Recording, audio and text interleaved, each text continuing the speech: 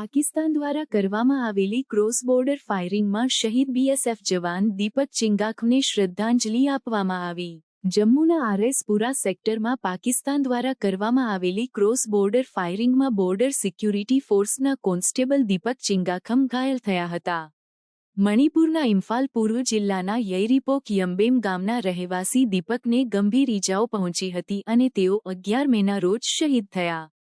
બીએસએફના director general અને તમામ રેન્ક્સે તેમના પરિવારને ગાઢ શોક વ્યક્ત કર્યો અને તેમના શૌર્યને નમન કર્યું. દીપક ચિંગાખમના શહીદ થવાની ઘટનાએ સમગ્ર મણિપુર રાજ્યને શોકમાં મૂક્યું છે. મણિપુરના પૂર્વ મુખ્યમંત્રી એન બિરેન સિંહે તેમના શહીદ થવા પર દુઃખ વ્યક્ત કર્યું અને જણાવ્યું કે તેઓ મણિપુરના ગૌરવપૂર્ણ પુત્ર હતા અને તેમના શૌર્ય અને સમર્પણથી સમગ્ર રાજ્ય ગર્વ અનુભવે છે. મણિપુરના રાજકીય નેતાઓ અને નાગરિકોએ પણ તેમના પરિવારને શોક સંદેશા પાઠવ્યા છે.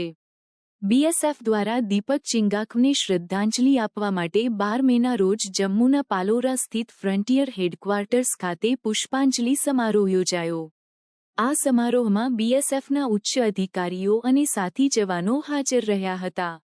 દીપકના પવિત્ર અવશેષોને તેમના વતન મણિપુર લાવવામાં આવશે, જ્યાં સંપૂર્ણ સૈનિક સન્માન સાથે તેમના અંતિમ સંસ્કાર કરવામાં આવશે.